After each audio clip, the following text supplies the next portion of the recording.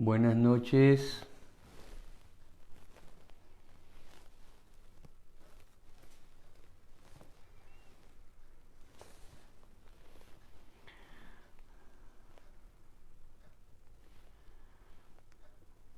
Buenas noches.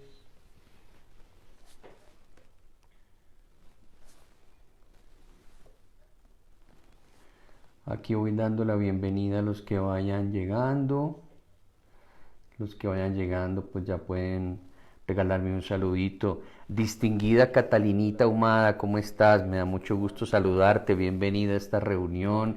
Es muy sencilla, no es tan prolongada. Y es con mucho cariño para que nos integremos como parroquia.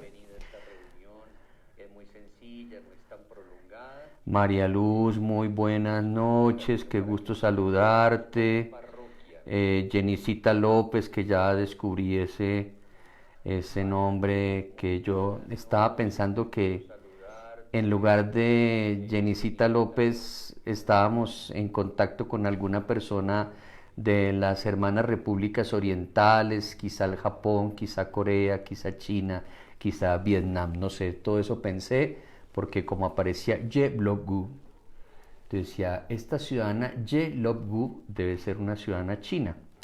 Bueno, Carolina Villate, buenas noches, ¿cómo estás? Anita, buenas. Juan Manuelito, ese milagro, Juan Manuel sí, es decir, ni Juan Manuel ni la clarinecita se les ve ni un día en misa por aquí. Ni siquiera el domingo, que ya tenemos reapertura de templos y no aparece el Juan Manuel. Sí, señor. Distinguido señor diácono permanente Mario Humberto, ¿cómo estás? Clarines, buenas noches, ya les dije unas cuantas. Bueno, Carolina, buenas noches. Catalinita, bien. Melvita, buenas noches. Melvita, ya que estás conectada, necesito pedirte un favor. Con el Juanito estoy necesitando comprar una tabla. Bueno, después hablamos con tu hermano allá en la carpintería. Bueno, Jael Andrea Valenzuela Cano, buenas noches y cómo no, ajá. Andresito, buenas noches, ¿cómo están? Ahí vamos reuniéndonos, tenemos 15 personas. Bueno, bien, ahí estamos. Bueno, entonces siendo pues las 7:01, mientras van llegando todos, Gerardito, buenas noches, ¿cómo estás? Muy bien, Gerardo, gracias por el reverendo, muy querido, exactamente. Eh, ¿Quién más? Creo que he saludado a todos los veo. Leonorcita, muy buenas noches, ¿cómo te va? Qué gusto, vamos en 17. Señorita Gladys Maritza, ¿cómo le va? Ya vamos en 18. Ahí vamos, ahí va subiendo nuestro número de asistentes a esta pequeñita reunión, pues que siempre tiene. Shirley, ¿cómo estás?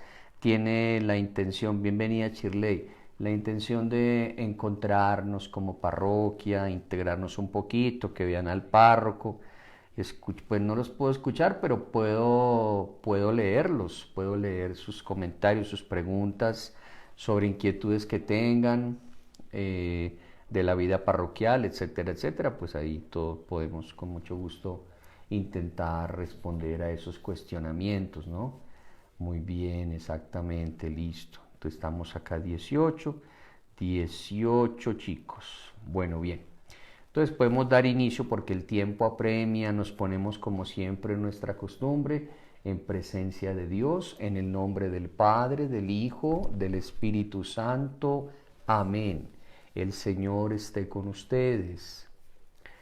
Vamos a pedir a nuestro Señor que nos dé la gracia de un compartir grato, que podamos sentirnos hermanos y podamos tener esta comunión, este encuentro con el párroco, que es a la vez un encuentro con la parroquia, que podamos establecer conexiones entre unos y otros y a través de este sencillo encuentro enterarnos de situaciones de la arquidiócesis, de la parroquia, reflexionar sobre distintos puntos, en últimas ponernos al día sobre la andadura de nuestra comunidad parroquial. Que Dios nos bendiga, nos fortalezca, nos dé sabiduría, buen entendimiento para poder tener este encuentro como hermanos que somos en Cristo. Padre nuestro que estás en el cielo, santificado sea tu nombre. Venga a nosotros tu reino, hágase tu voluntad en la tierra como en el cielo. Danos hoy nuestro pan de cada día. Perdona nuestras ofensas, como también nosotros perdonamos a los que nos ofenden. No nos dejes caer en tentación y líbranos del mal. Amén. Dios te salve María, llena eres de gracia, el Señor es contigo. Bendita tú eres entre todas las mujeres, bendito es el fruto de tu vientre, Jesús. Santa María, Madre de Dios, ruega por nosotros pecadores, ahora y en la hora de nuestra muerte. Amén. Que el Señor nos bendiga, nos guarde de todo mal y nos conceda su paz. Amén. Bueno, buenas noches nuevamente a todos, a quienes no alcancé a saludar. Clara Inés, buenas noches. No alcancé a saludar a algunos, pero creo que sí estamos acá. 21 personas en este sencillo encuentro de los miércoles a esta hora, que es un encuentro como de integración parroquial.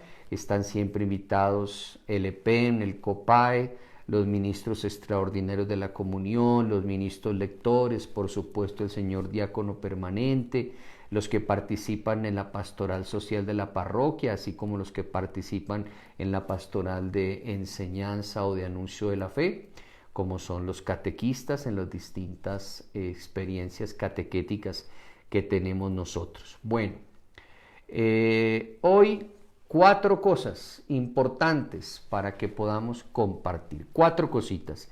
La primera es esta. Mañana es 15 de octubre.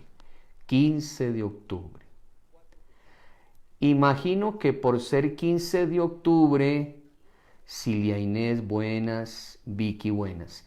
Por ser 15 de octubre, ustedes recordarán, mañana se celebra la memoria de una santa española que vivió en el siglo XVI, que es llamada la reformadora, o mejor la fundadora de una orden religiosa nueva, la de los carmelitas y las carmelitas, descalzos y descalzas.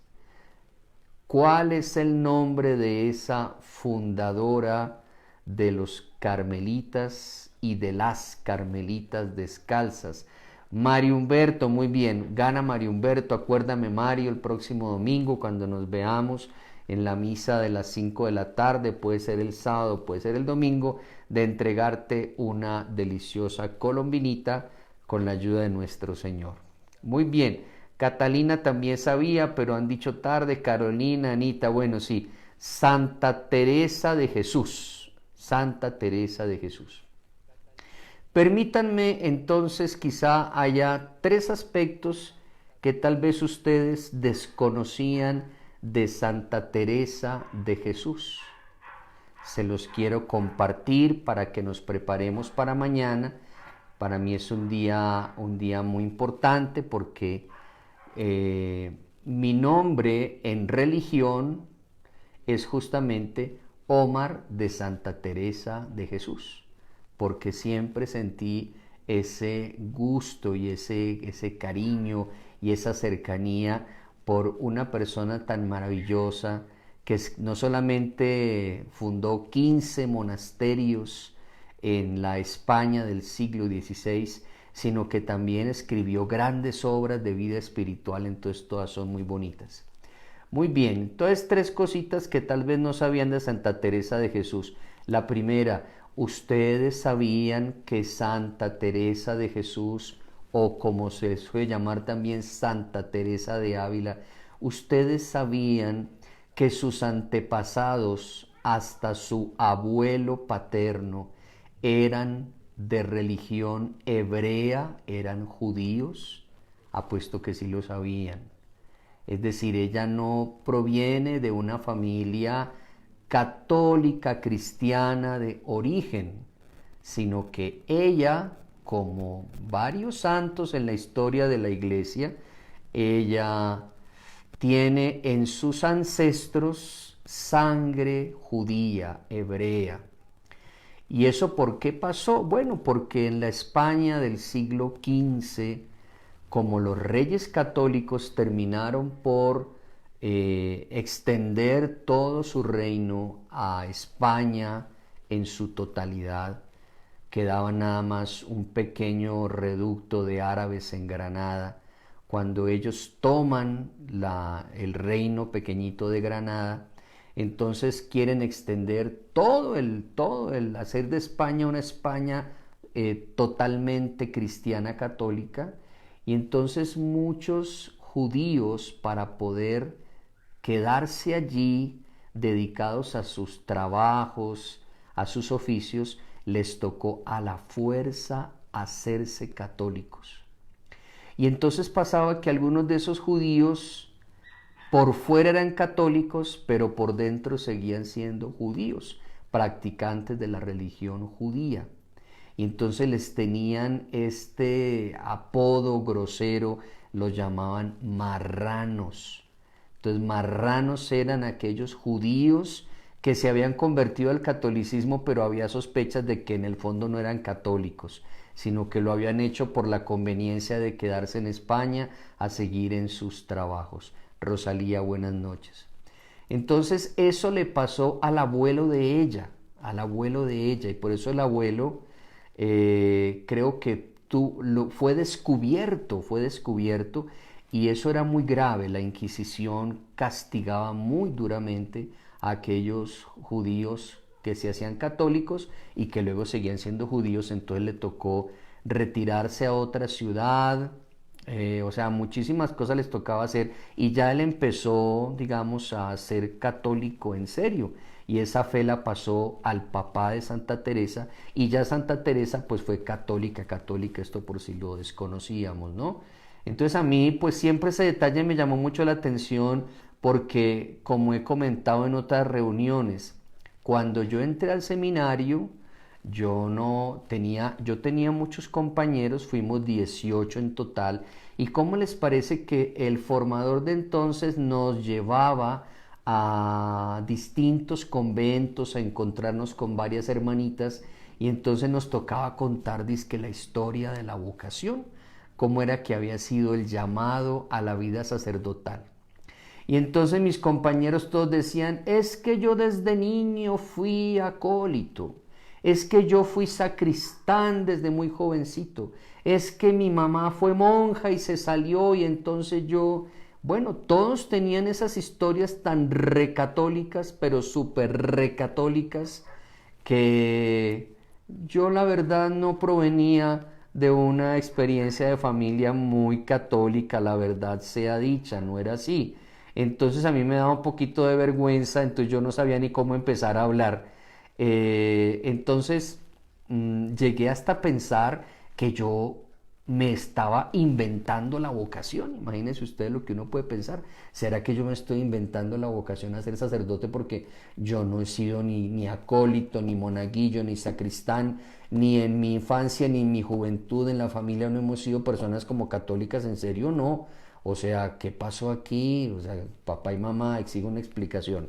Bueno, entonces me consolaba al leer a Santa Teresa, decir: si Santa Teresa, siendo de origen judío, llegó a ser una mística, o sea, una persona tan compenetrada con nuestro Señor Jesucristo, ¿por qué no voy a poder serlo yo, que he sido pues como un católico tan flojo, tan media tinta? Y bueno, pues miren, el Señor creyó en este barro que soy yo, y finalmente, pues en medio de mucho forcejeo, en medio de mucho forcejeo, de sacarle muchos callos a las manos de ese alfarero que es nuestro Señor, entonces finalmente logró pues llevarme al sacerdocio. Ahí vamos, yo estoy muy contento siendo sacerdote, pero les quería contar ese primer detalle de la vida de Santa Teresa. Bueno, segundo detalle de la vida de Santa Teresa que tal vez ustedes no conocían: a ella también se le suele llamar como una santa de una espiritualidad vivida como en las cosas más domésticas, lo más doméstico, lo más sencillo. ¿Por qué? Porque las monjas que entraban a sus monasterios, como sabían que Santa Teresa de Ávila era una mujer de mucha oración, pensaban que para tener oración había que estar encerrado en la capilla, en mucho silencio, decía ella, como tan embebidas en la oración, y entonces le molestaba que a veces llamaban a la puerta del monasterio y si le decían a alguna monjita, hermana, vaya y abra, la monja se ponía brava, brava se ponía. Entonces eso a Santa Teresa pues lo cuestionaba, decía, no puede ser que nosotros pensemos que la vida de oración solamente puede practicarse en la capilla. La vida de oración se practica en todas las circunstancias y por eso ella dice una frase muy bonita, hasta en los pucheros anda Dios. Así lo dice tal cual textual en el libro del Camino de la Perfección, hasta en los pucheros anda Dios. Pero la verdad es que eso ¿qué significa? Hasta en los trastes, hasta en las sartenes, hasta en las ollas, en la cocina, en todo lado está Dios y en todo lado, hasta en los más pequeños y humildes servicios, está siempre Dios. Entonces, bueno, pues ya que ya podemos nosotros también tener esa libertad, vayamos a donde vayamos, estemos como estemos, en las labores que realicemos, allá está Dios y allá se puede tener esa comunión con nuestro Señor. Bueno, y tercero para terminar, Santa Teresa de Ávila recibió una gracia que yo la verdad no he sabido que otro santo la haya recibido, en serio, o sea, no conozco. He leído vidas de santos, de pronto Mario Humberto que también ha leído puede decirlo, pero ella recibió una gracia que tiene mucho que ver con los evangelios que hemos estado leyendo estos domingos, que son evangelios que nos hablan de matrimonio, ¿no? El rey que prepara el matrimonio de su hijo y que llama a unos invitados y los invitados se excusan, pero al final el matrimonio se celebra y hay una gran alegría y se realiza un gran banquete. Y entonces uno ve que en esa parábola se sabe que está el papá del novio porque al final sacó a un mal vestido ahí de esa fiesta, lo sacó. Y se sabe también que está el novio porque, digamos, es el prometido del que se habla.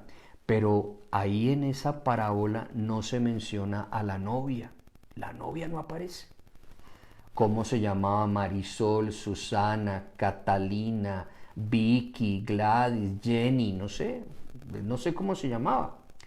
Eh, y lo cierto es que eso tiene toda una intención en esa parábola, porque la enseñanza que nos quiere dar el Señor Jesús ahí es hacernos entender que la novia somos todos nosotros, o sea, que somos la humanidad unida en matrimonio con nuestro Señor.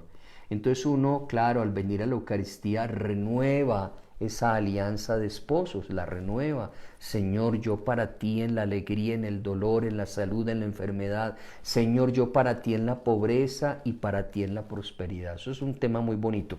Pues miren, voy a esto. Santa Teresa de Ávila creo ha sido la única santa que recibió una gracia en su oración que ella lo llama, es una gracia mística que se llama el matrimonio espiritual. Ella en cierto momento de la vida, avanzada en años, después de haber practicado la oración durante muchos años, tuvo esta visión que nuestro Señor se desposaba con ella y le entregaba como una argolla nupcial. Y entonces ella dijo, ahora sí estoy desposada con Cristo para siempre. Y entonces eso, digamos, me hace pensar que esa gracia de Santa Teresa del matrimonio espiritual, yo pienso que Dios la tiene preparada para todos nosotros, pero se necesita, obviamente, pues más entrega. Se necesita más entrega en la oración, se necesita más entrega en la palabra. Decía Santa Teresa, aquel que se entregare a Dios totalmente, Dios totalmente se le entregará a él y lo sentirá en vida, o sea, sentirá la gracia del matrimonio espiritual. Dios mío, pues a mí no me ha tocado toda esa gracia y yo digo, Señor, pues algún día no sé si sentiré ese es verdaderamente, pero deberíamos prepararnos nosotros para que en nuestra vida espiritual nos pasen esas cosas tan interesantes. Que Jesús en una visión, una revelación nos diga, yo te tomo a ti como esposa y verdaderamente me uno a ti en alianza matrimonial para siempre.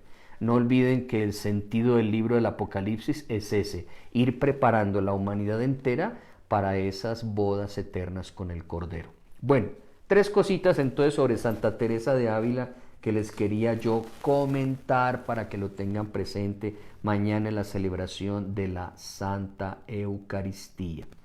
Muy bien, segundo punto, queridos amigos.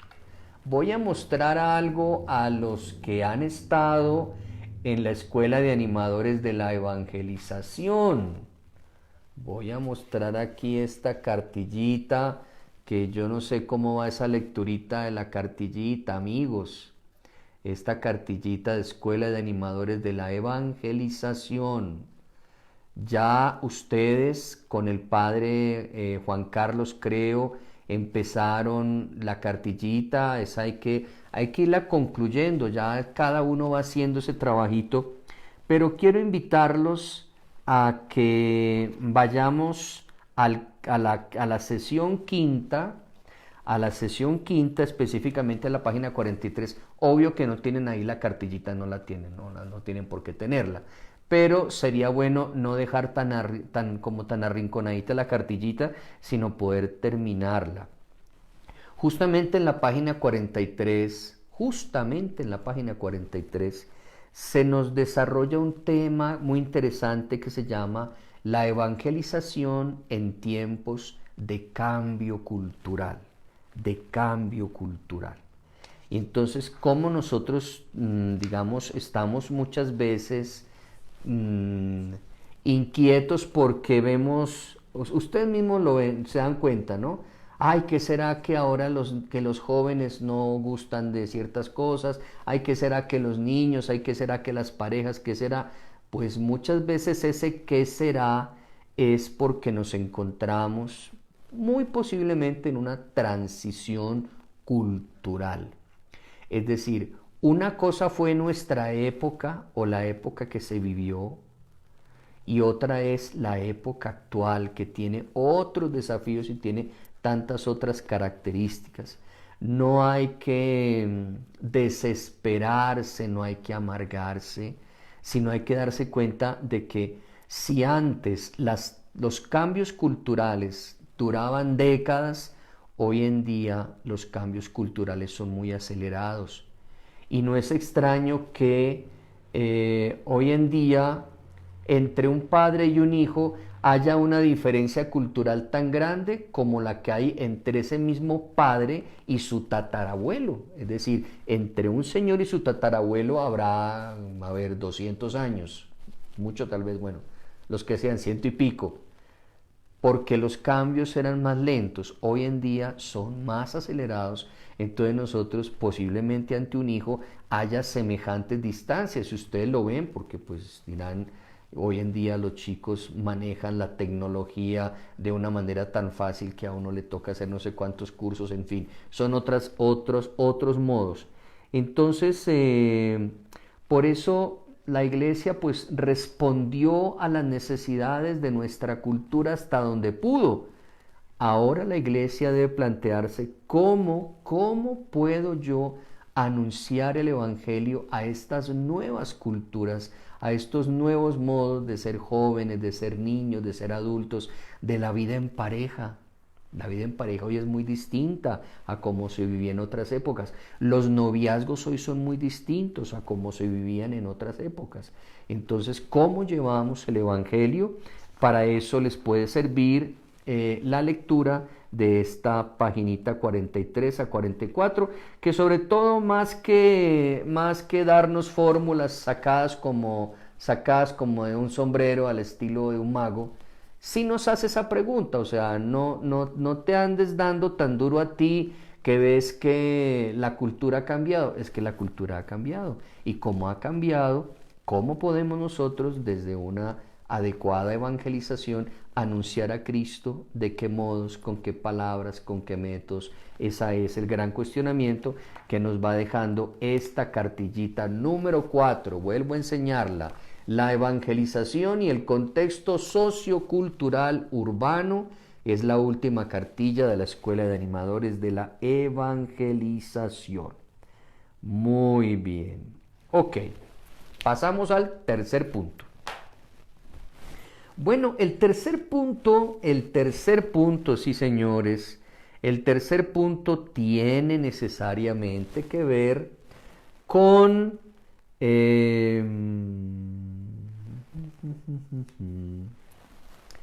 un documento que yo envié la semana pasada por el WhatsApp, tanto a los ministros extraordinarios, lo recibieron también los lectores y el grupo de Penicopae. Se trata de la tercera encíclica del Papa Francisco, su tercera encíclica. La primera encíclica, dijimos, pues que muy posiblemente la dejó escrita el Papa Benedicto XVI, que tenía que ver con la fe. O sea, fue su primera encíclica. Él llegó y al muy poco tiempo estaba entregando esa encíclica, la hizo con mucho respeto, reconociendo que quien estaba como autor directo de la encíclica era el Papa Benedicto XVI. Pero luego, después, publicó la segunda encíclica, la Laudato Si, sobre la creación, la naturaleza, y finalmente ahora nos entrega una tercera encíclica. Entonces, el Papa Francisco, repito, ha escrito estas tres encíclicas para nosotros, y son, por el hecho de ser encíclicas, tienen un valor magisterial mucho más alto que las otras mensajes del Papa a manera de exhortaciones apostólicas, ¿no? Entonces, exhortaciones apostólicas como la exhortación sobre el gozo del Evangelio, que fue su primera exhortación apostólica, muy bonita, muy sentida, muy pastoral. Pero cuando hablamos, son exhortaciones apostólicas. Cuando hablamos de encíclicas, las encíclicas tienen un valor magisterial mucho mayor. Entonces aquí es muy importante que nos demos cuenta que el Papa Francisco desde el comienzo nos hace ver dos cositas. La primera, que la encíclica Hermanos Todos o Fratelli Tutti o Hermanos Todos, digámoslo en español, no es una encíclica solamente para los católicos, ni es una encíclica solamente para los cristianos, es una encíclica para todo el mundo, es decir, cristianos o no, católicos o no, creyentes o no, y por eso me parece a mí que es de una gran valentía del Papa hablarle a todos los pueblos, como un gran profeta para todos los pueblos y para todas las naciones. Eso creo que a veces estos grupos muy conservadores de la Iglesia Católica le critican al Papa Francisco, que no habla solo para los católicos, pero es que yo pienso que estamos en un momento en el que la Iglesia tiene que aprender a hablar a otras personas, porque durante siglos hemos hablado a los católicos y formado a los católicos, y bueno, los católicos tal vez no nos hemos formado suficientemente, pero hay ciertos temas que atañen a la humanidad entera. Entonces por eso, ¿por qué no habló en la encíclica Hermanos Todos, no habló del dogma de la Inmaculada Concepción? Pues no lo habló porque él quiere dirigirse a todas las religiones. Y eso no quiere decir que esté haciendo alguna apostasía o esté, qué sé yo, incurriendo en una herejía, porque he visto videos hasta de un ciudadano de nuestra parroquia que ha aprovechado esta encíclica del Papa Francisco para seguir en un ataque contra el Papa. Y pues bueno, lamento mucho por cuanto siguen esos videos, porque me parece que lo que hacen es crear una tremenda confusión.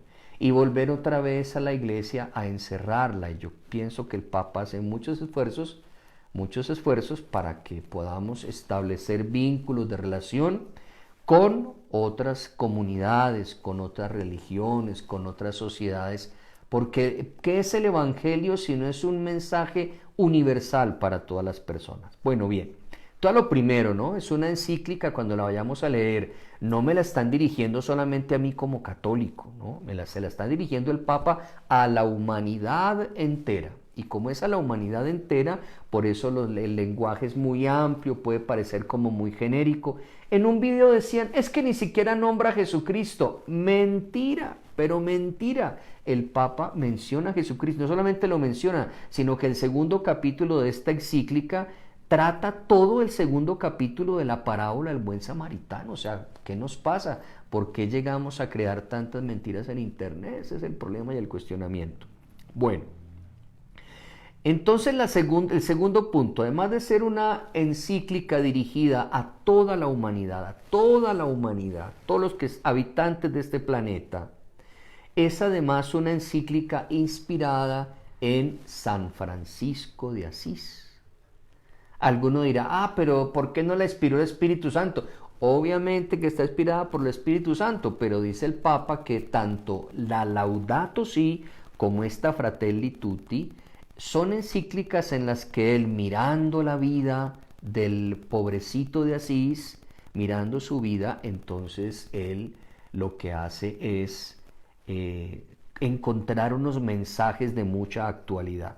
Entonces los encontró sobre el cuidado de la naturaleza, la casa común, y ahora quiere también sobre el cuidado de nosotros, de la sociedad humana. Entonces quiero compartir con ustedes para que vayamos leyendo todos, ¿no? Vamos leyendo todos. Yo ya me leí yo la he leído, pero me leí más detenidamente para esta noche el primer capítulo y espero que ustedes también puedan ir haciendo lentamente lectura de ese primer capítulo. Leámoslo, porque muchas veces quedan las encíclicas y las exhortaciones en que uno se queda mirando la carátula, sí, ¿qué más? ¿Y qué me cuentas de esto? ¿Y qué me dicen? Y realmente desaprovechamos. Entonces yo los invitaría a que lean el primer capítulo. El primer capítulo se llama Sombras de un mundo cerrado. Eso parece el título de una novela, ¿no? Sombras de un mundo cerrado. Tiene hasta su sentido metafórico, ¿no? Sombras de un mundo cerrado. Y entonces el Papa, en esas sombras de un mundo cerrado, capítulo primero, él va a desarrollar 13 sombras. Permítanme mencionar algunas de esas 13, no las mencionaría todas, aunque las tengo aquí, pero de pronto los canso, chicos, y esto tiene que ser también un poco más ágil para ustedes y para que los motive la lectura. Entonces el Papa habla de unas sombras, 13 sombras. Primera sombra, dice él, el sueño de una unidad que se rompió. También suena como metafórico, ¿no? El sueño de una unidad que se rompió. ¿Eso qué representa? Dice él, en este momento estamos viendo cómo tantos sueños de unidad se acabaron. Entonces dice, por ejemplo, Europa, que soñó con ser la Unión Europea y que trabajó durante tantos años en el tema de la Unión Europea y acercarse a los ingleses, a los franceses, a los españoles, a los italianos, a los alemanes, y conformar una comunión y dar una sola moneda y facilitar el acceso, eso como que está empezando a resquebrajarse porque ya los británicos no le jalan al tema de la comunión de la Unión Europea. Ha habido sueños también de unión entre países suramericanos, eso no ha cuajado. En África ha habido también la idea de que entre hombres estamos pisando un mismo continente, ¿por qué no nos unimos? Eso ha sido imposible, es decir, lamenta mucho el Papa Francisco. Esa es una sombra de un mundo en el que nos encontramos. Estamos empezando como a resquebrajarnos, dice él. Tercera sombra de un mundo cerrado. Dice él que lamentablemente no tenemos conciencia de la historia. Dice, hay unas ideologías que quieren tumbar la conciencia histórica, especialmente en los jóvenes, ¿no? En los jóvenes. Entonces, pues a veces me da la impresión que ciertos odios que se ventilan en las redes sociales están directamente unidos a que no dejamos que los jóvenes conozcan la historia, ni siquiera la historia más reciente. Entonces hoy en día a veces veo unos jóvenes que salen a acabar con todo porque un policía cometió el terrible delito de quitarle la vida, unos policías a una persona que no merecía haber perdido la vida, y mucho menos en semejantes condiciones. Pero esa misma juventud no le duele darse cuenta de que muchos grupos que se levantaron en armas durante tantas décadas en Colombia están al final, por cuenta del llamado acuerdo de paz, están al final como viviendo según ese acuerdo en una cierta impunidad. Lo que importa es que digan la verdad y no más. Pero qué verdades tan estremecedoras, ¿no? Las verdades de niñas que embarazaban y que luego, como dijo uno en estos días, las hacíamos desembarazar. De esa manera tan dura se habla del aborto, o del reclutamiento de los niños, o de la muerte de líderes políticos. Y ahí sí como que no, como que eso no importa. Entonces hay como una tendencia, por poner yo aquí un ejemplo muy local nuestro, ¿no? Pero sí es importante que ojalá en las generaciones pues no perdamos el sentido del pasado, que no dejemos que las nuevas generaciones se desvinculen de nosotros, sino que podamos también con ellos compartir la historia. Hoy en día también lamentamos que se haya perdido la cátedra de historia o las clases de historia que se tenían en la formación básica, porque al final como que se quiere implantar en las juventudes de hoy aquello que llamamos el complejo de Adán. Todo empieza conmigo. No, no, todo puede empezar contigo. Ni Colombia puede empezar ahora desde cero con el tal acuerdo de paz. Colombia tiene una historia y esa historia es importante reconocerla. ¿Cómo lo vamos a olvidar?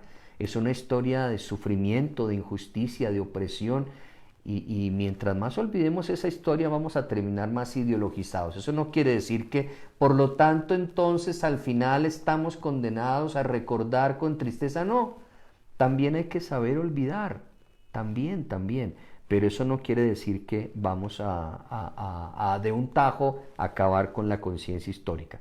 Todo eso dice el Papa Francisco. Imagínense ustedes, siempre es de un alcance enorme este primer capítulo. Otra sombra de la cual pues hace alusión el Papa Francisco. Dice él, dentro de otras, que le estremece, eso lo va a decir por allá, es como la número 11, la sombra número 11, la agresividad en las redes, y que es una agresividad que no tiene pudor alguno. El pudor, ¿no? Qué bonita palabra, ojalá la buscáramos en el diccionario, lo que significa la palabra pudor. La palabra pudor está unida a la conciencia de mi dignidad, o sea, de mi dignidad como persona, que soy cuerpo, alma y espíritu. Y por lo tanto tengo tal respeto de mí mismo que no me atrevo, ahora no me las doy de lanzado para simplemente salir y en cualquier medio de comunicación social decir lo que yo quiera, aparecer como yo quiera, sino que debo tener un pudor. El pudor es esa convicción de que como persona tengo una dignidad que Dios me ha dado. Dice que hay una agresividad sin pudor, y es verdad. La gente, vamos soltando en las redes unos comentarios y unas vulgaridades que la gente ni se sonroja, sino que van diciendo así, y tratamos de criminal y bueno, lo mínimo, ¿no? Porque las vulgaridades son tremendas. Y así sucesivamente el Papa desarrolla unas sombras. Ahora habla de la sombra del descarte, ¿no? Cómo ya no descartamos solamente cosas, sino que al final descartamos también a personas. Entonces me tiene encartada mi mamá de 95 años, que está enferma y ya lleva 7 y no se muere. ¿cómo hago yo para desencartarme de ella? Porque qué encarte, y mi marido me dice que al fin cuando su mamá se va a morir, esas cosas que uno escucha a veces en las visitas a enfermos y que son muy dolorosas, ¿no? Muy dolorosas. La sombra se pregunta el Papa, ¿cuáles derechos humanos de qué? ¿Cuáles derechos humanos de qué al día de hoy si seguimos todavía, dice el Papa, levantando muros? Dice, estamos entrando como una cultura de levantar muros. Y aquí, pues claro, pues lo estamos sintiendo, ¿no? A veces crece como un descontento y una molestia con la población venezolana. Yo diría, bueno, que acordémonos que somos cristianos y no tengamos esa alevosía ni esa manera tan despectiva de referirnos a otras personas. Y uno muchas veces eso lo justifica, no es que vinieron a empobrecernos. A ver, vamos despacio, vamos despacio. No nos dejemos llevar tanto por esos odios, porque al final esas situaciones definitivamente pues pueden llevarnos a errores que no corresponden. Bien, entonces ahí les queda, queridos amigos, primer capítulo de la encíclica Hermanos Todos del Papa Francisco. 13 sombras de un mundo cerrado. Los motivo a que lean ese primer capítulo y nos veamos en la próxima sesión para el segundo capítulo, que es bien bonito, bien interesante. Cuarto punto para terminar y nos vamos ya a casa. Bien, cuarto punto. Queridos amigos, es cierto que estamos retomando algo de la vida litúrgica que veníamos teniendo hasta marzo de este año. Claro que sí, algo hemos ido teniendo. Durante los meses que no la tuvimos presencial, muchas personas lamentaban y decían y lloraban. Bueno, hoy que la hemos recuperado, también sentimos el gozo de volver otra vez a celebrar la liturgia, pero todavía me parece ver algunos signos de inconsciencia frente a la liturgia y de inconsciencia frente a la celebración de la Santa Misa. Todavía me parece ver. Hay como cierta inconsciencia, como que todavía no. Porque ya están apareciendo en las misas los fenómenos del pasado, ¿no? Ya están apareciendo en la misa los fenómenos del pasado. Vuelven a sonar celulares. Volvemos a contestar celulares. Hoy en la misa de las 5 de la tarde nos pasó. Pero me llamó mucho la atención la actitud de un señor. Bueno, quizá no era la forma, pero lo que él quería expresar, eso me gustó. Porque justamente desde antes de la proclamación del Evangelio, un señor, casualmente, uno de los señores que venía por la intención de la misa de hoy, que era por el alma del papá, ese señor, pues no le sonó el celular porque lo tenía en silencio, pero entendió que lo estaban llamando. Y entonces lo contestó y fue por allá a esconderse ahí al lado donde está la caneca, donde ponemos las tapitas desechables y estas cosas para las tapitas de botellas. Allá se escondió el Señor donde no lo viera, y entonces pasó el Evangelio y casi pasa toda la homilía y el Señor no soltaba el teléfono. Yo no lo escuchaba, pero sí me daba la impresión que las personas que estaban del lado de allá lo oían. Finalmente un señor enfurecido se levantó y se fue hasta donde estaba y lo conminó, o sea, le ordenó: basta, estamos en misa, señor, por favor respete. Al señor como que le dio pena. También me gustó que le dio pena, porque algunas veces uno dice eso y se le ponen muy bravos. O sea, me gustó que el señor entendió la falta en la que estaba incurriendo y no chistó nada, apagó su y volvió. Y ya siguió el resto de la misa, vi con particular devoción. Entonces yo digo, para mí, ese católico que lo conminó, que le dijo, es el católico de la misa. Me pareció muy bonito. Quizá fue un poco brusco el señor, pero a mí me da mucho gusto que que nos duelan las cosas, que nos duela lo que pasa en la Santa Misa. Porque si nosotros que hemos vuelto a la misa no cuidamos la liturgia, ¿quién la va a cuidar?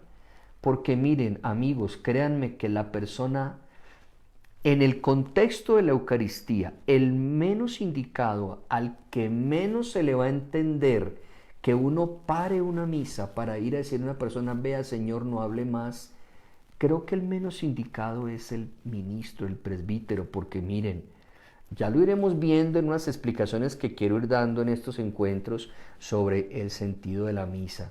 Entonces, si nos hace falta a nosotros concientizarnos, quienes estamos llamados como voluntarios o las personas que llamamos más cercanas a la parroquia, de tener con gentileza la idea de acercarnos a las personas y decirles, mira, no es ese el comportamiento. ¿Qué pasó? Hace como 10 días que vino una familia con una muchachita al bautismo. Yo dije, ¿por qué? Ah, bueno, entonces ya le dije yo a la sacristana, le dije yo, señora sacristana, por favor vaya y dígale a la señora que por favor tenga a la niña. Yo no tenía que haber dicho eso, es decir, si tenemos un poquito de sentido común, pienso yo que ustedes, por iniciativa propia, acérquense a la persona, mire, tenga la bondad, hay que buscar las palabras, ¿no? Buscarlas. Mire, tenga la bondad de tener al niño o a la niña, estemos en silencio, guardemos la actitud que corresponde, estamos en la Santa Misa. Le agradezco mucho, o sea, una actitud así católica, bien bonita, de corrección, de educación. Yo pienso que es algo, muchachos, que se agradece enormemente, pero por favor, que esas cosas, digo yo, nos duelan un poquito y hagamos algo, ¿no? Hagamos algo para que las cosas funcionen. Miren, hay personas que están llegando, entiendo, estamos apenas reabriendo los templos y todo, ¿no? Pero miren, hay personas que están llegando al Padre Nuestro. Bueno, si hay una persona que ingresa al templo en ese momento y que como que al entrar duda, no está de más que le preguntemos quién está en la entrada, quién está ofreciendo gel o quién está tomando la temperatura. No hacer como automáticamente venga a ver aquí como quien pega unos remaches, no, es bueno, va a estar en la misa, viene a la misa, es bueno preguntar, viene a misa, porque muchas personas de pronto entran a saber quién anda por ahí o que el desparchado del momento, no, viene a misa, entonces sí, siga, ¿ven? Entonces sí, siga. Miren, el año pasado que estuve visitando otro lugar, me llamó la atención que quisimos entrar con unas personas a un templo y no nos dejaron entrar. Y yo, ¿pero por qué? Estamos en la acción sagrada de la Eucaristía. Y obvio, ya yo entraba, ya como que entraba tarde, o sea, ya no podía entrar. Yo digo, no lleguemos a ese extremo de no dejar entrar a las personas, que ingresen, pero al menos sí que medie un poquito. Vienes a la misa, sobre todo cuando ya la misa ha empezado, cuando ya estamos en la parte de la consagración o estamos en la parte del Padre Nuestro que se asomaron, ¿va a estar en la misa? Así, ¿va a estar en misa o no? Porque algunas veces entraron y con las mismas salieron. Me ha tocado ver gente que entró, le tomaron la temperatura, no, maravilloso, se limpiaron las manos, se las desinfectaron, se cruzaron de brazos, miraron para arriba y volvieron y se fueron. A ver, es decir, ¿cuál es el sentido de la Eucaristía? Entonces, eso me parece importante. Todos esos fenómenos tienen que ayudarnos a que, ya que estamos recuperando un cierto ritmo litúrgico, quienes estamos más cerquita de las cosas de la liturgia, cuidemos bien ese momento desde que empieza la Santa Misa. Eso es una acción continuada hasta que concluye, eso es lo bonito. Y bueno, pues quien llegó tarde, pues pueden pasar muchas cosas, pero lo importante es como que no dejemos como que la persona así nomás entró y se fue, bueno, chao, bueno, sí, hasta luego, bueno, vuelvo otro día, sí, qué bueno. No, hay que volver, hacerle entender que ya la misa empezó y que si ingresa es porque va a estar en la misa, ¿no? Va a estar en la misa.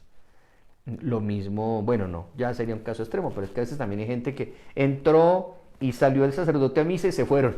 O sea, eso sí, entra por un momentito de oración, bueno, también es válido, el templo también es para oración personal. Ok, entonces yo quiero por ese motivo, en estos encuentros, además de otros temitas, desarrollar con ustedes en estos 10 minuticos que nos quedan una primera idea sobre algo muy bonito que el Papa Francisco el 30 de junio de 2013 dijo al Congreso Eucarístico de Alemania. 30 de junio de 2013, eso va a ser ya más de 7 años. ¿Qué dijo el Papa Francisco? Dijo, hay que aprender a vivir la Santa Misa. Vuelvo y lo reitero, hay que aprender a vivir la Santa Misa. Aprender a vivir la Santa Misa. Entonces yo quiero en estos encuentros de los miércoles que entre todos aprendamos a vivir mejor la Santa Misa. Entonces he dicho yo en estos últimos domingos, en las misas que he podido, no en todas, he dicho lo siguiente: ahora que estamos volviendo a misa, es el momento de comprenderla mejor. O sea, estamos regresando a los templos, comprendamos mejor qué es una misa. Entonces he dicho yo, puede ser que hemos vuelto para volver a ver a un sacerdote que allá nos habla, que allá nos echa la bendición, que allá hace una cosa, ya yo veo allá un cáliz y el Padre nos habla y no sé, sí, puede que esa sea la imagen que uno tenga de la Santa Misa. Entonces hay que tener presente lo siguiente: recordar o aprender que el verdadero protagonista de la acción sagrada en la Santa Misa es Cristo Jesús. Cristo Jesús de principio a fin, de la A a la Z, desde que está el sacerdote en la sacristía revistiéndose en riguroso silencio, ojalá, hasta el final, cuando ya las personas terminan con un canto final. Eso es todo Cristo en la liturgia de principio a fin, único verdadero protagonista. Entonces Cristo es quien nos da su perdón general cuando hacemos el acto penitencial. Es Cristo Jesús quien escucha la oración colecta que hacemos como iglesia, respondiendo a Dios en oración. Es Cristo Jesús quien nos proclama su palabra y quien nos explica las escrituras. Esa es una responsabilidad muy tremenda. Ustedes recordarán que así dice una de las plegarias eucarísticas de la misa, Cristo que nos explica las escrituras y parte para nosotros el pan. A mí me parece que esa es de la cosa más delicada, y empieza uno, termina el evangelio: Señor, ahora yo soy acá, este sacerdote concreto, fulano de tal, yo soy acá, ahora soy Cristo Jesús explicando las escrituras, pero menuda tarea me pone, semejante responsabilidad, oh mi Dios. Y bueno, pues el Señor va, si nos abrimos a Él, nos va quizá inspirando, nos va dando mensajes para la asamblea, pero ese es Cristo Jesús. Está predicando el cura, no es Cristo Jesús que nos está explicando la Sagrada Escritura. Pues que la homilía tan aburridora. Bueno, entonces ya es problema del sacerdote que no ha tomado conciencia de eso. Pero por más, digamos, monótona o inaceptable que sea el mensaje que el sacerdote nos dio, hay que ahí reconocer qué humildad tan inmensa la de Jesús. Qué humildad. Siendo Él omnisciente y Él en los evangelios que sabe hablar con tanta autoridad más que cualquiera, es capaz Cristo Jesús de ser tan humilde, de meterse en los labios de un sacerdote, quizá sin la formación o con desidia o en la monotonía, y se mete humilde y se hace con las palabras del sacerdote e intenta, aún con esas palabras como tan desacomodadas, tocar el corazón de las personas. Eso me parece un misterio tremendo, ¿no? Tremendo, tremendo. La humildad de Jesucristo, hijitos, hay mucho que aprender ahí. Entonces, repito, aprender a vivir la Santa Misa es entender que Cristo es el verdadero protagonista de la Eucaristía. Pero segundo, siendo el verdadero protagonista, Jesús, que no es un solterón, ¿no? Porque dirán, ay, que Jesús realmente, no, pues pobre, por ser célibe y casto, entonces murió soltero, ya se quedó solterón, se fue al cielo allá a la diestra del Padre a vestir santos. No, muchachos, por favor. Desde el momento en que Cristo derrama su sangre en la cruz, ahí celebró su matrimonio. ¿Con quién? Con nosotros todos que somos la humanidad esposa, nosotros. Entonces en la liturgia Cristo, además de ser el verdadero protagonista, Cristo asocia a la iglesia, su esposa, en esa acción sagrada. O sea, nosotros, el Señor por misericordia, nos mete, amigos, nos mete, o sea, nos coge como el cuello, venga para acá, yo usted lo asocio en esta acción sagrada. Y dice, Señor, yo no tengo méritos para nada, tú eres... No, es que yo no lo traigo aquí porque yo ponga 50%, usted pone su 50% y tenemos la sociedad. No, no, yo lo hago todo. Por misericordia, usted que anda tan vaciado, por misericordia lo asocio. Entonces uno, claro, uno entra al templo y ya uno siente, caramba, estoy aquí es por pura misericordia de Dios.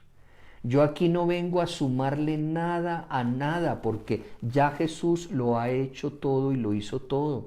Yo vengo aquí es porque, Señor, muchas gracias por permitirme aquí estar, pues yo estoy como colado, yo no he hecho nada, pero tú quieres asociarme.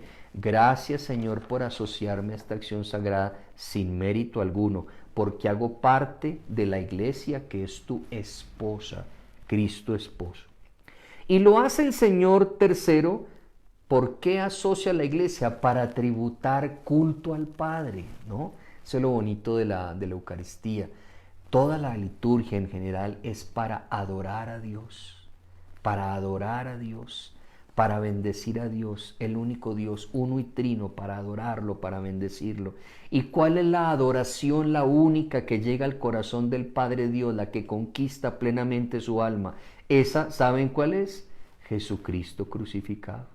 Porque Jesucristo crucificado ahí cumplió plenamente la voluntad del Padre. ¡Pum!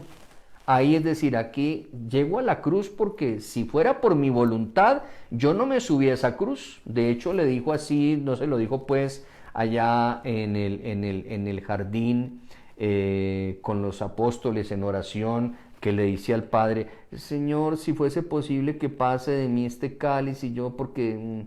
A ver, no es que como que morir crucificado sea como tan chévere, no, obviamente no es chévere, pero yo no quiero mi voluntad, no quiero aquí mi placer, yo no vine a buscar mi placer ni mi deseo, sino que se cumpla en todo lo que tú quieras. Y eso, hágame el favor, ese es el centro de la liturgia, Cristo rendido ante la voluntad del Padre. Entonces, ese es el culto, esa es la oración, o sea... Yo no tengo otras oraciones que decirle al Padre Celestial, sino mi oración, Señor, es tu Hijo Jesucristo. No tengo más oración. Mi oración es tu Hijo Jesús. No me ofrezco, no soy capaz ni de ofrecerme yo mismo. Hombre sujeto a pecado y a debilidad, no soy capaz, ¿yo qué me voy a ofrecer? Por eso te ofrezco a Cristo y detrásito voy yo. Ofrezco a Cristo, detrásito ahí voy yo, porque ¿qué más vamos a hacer? Entonces, pues, esa es la realidad y el sentido de la liturgia, y termina esta expresión del misal romano. Cristo, verdadero protagonista, que asocia a la iglesia a su esposa para tributar culto al Padre, y miren esta belleza, por el poder del Espíritu Santo. Muchachos, ¿se imaginan ustedes qué sería de nuestra liturgia y de nuestra Eucaristía si no fuese por el Espíritu Santo, que es el Espíritu de Cristo resucitado? El resucitado nos mandó su Espíritu allá junto al Padre.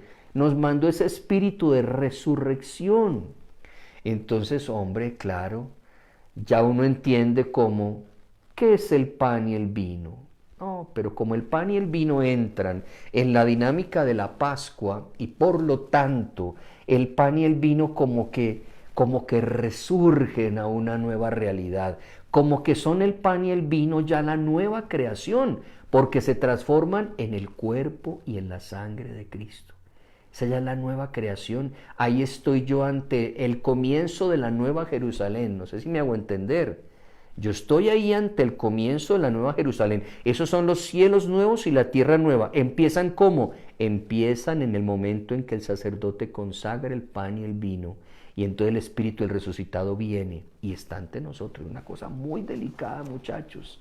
Por eso les digo, hay que aprender a vivir la Santa Misa.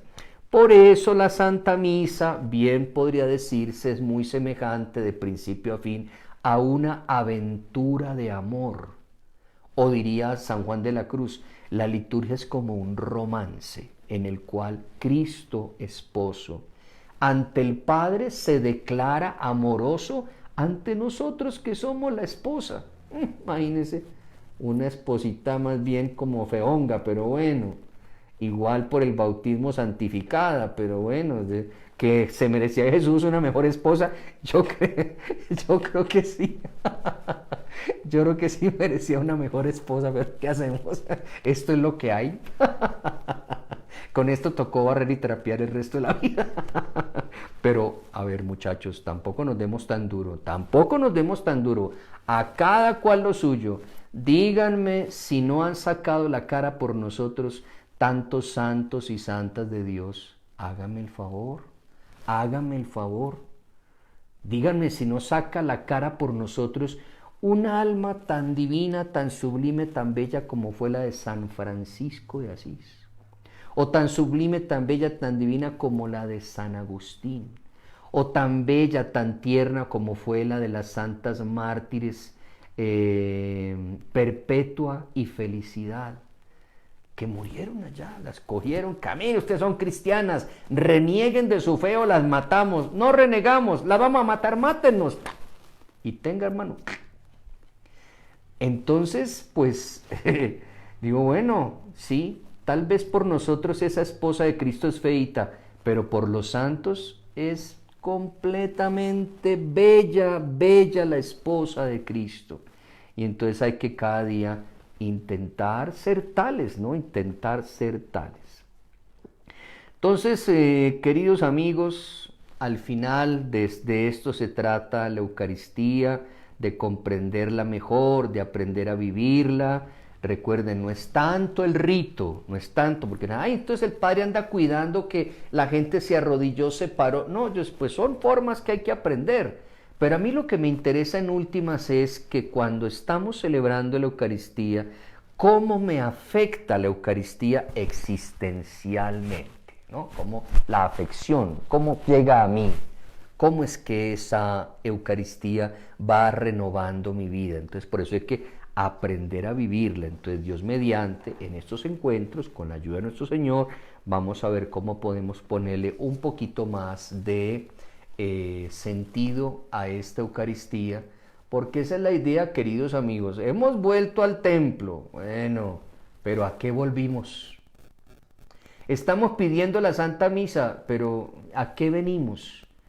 Entonces, pues eso, Dios mediante, lo iremos viendo poco a poquito, para que nuestra formación sobre la Santa Misa y la liturgia sea mucho mejor. Bueno, muy bien. Termino con la oración, a ver acá, mijitos, la oración esta famosa que hacíamos nosotros en el contexto de nuestra escuela de animadores. Muy bien. En la página 6, yo la digo acá, ustedes allá en su corazón la van también siguiendo. Oración por la evangelización de la Arquidiócesis de Bogotá.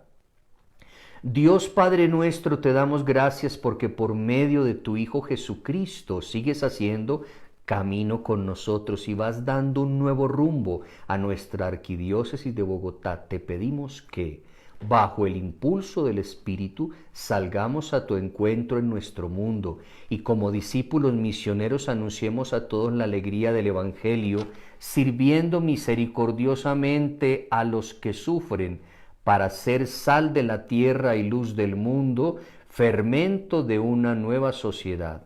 María, estrella de la evangelización, ruega por nosotros. Amén. Bueno, pues bien, les agradezco mucho, Bernardo, que no lo he saludado. Bernardo, ¿cómo estás? Los que no saludé, David Santiago, hola, todos los que no pude saludar, pero bueno, es que aquí como procuramos empezar como hacia las 7 de la noche. Dios los bendiga, les mando la bendición. El Señor esté con ustedes. La bendición de Dios Todopoderoso, Padre, Hijo y Espíritu Santo, los acompañe siempre. Amén. Gracias por su querida atención y por su formalidad. Dios los bendiga. Les deseo muy buena noche a todos, a toditos. Y no olviden de orar por mí. Gracias por todo. Buenas. A ver aquí cómo se permite. Ah, no era acá.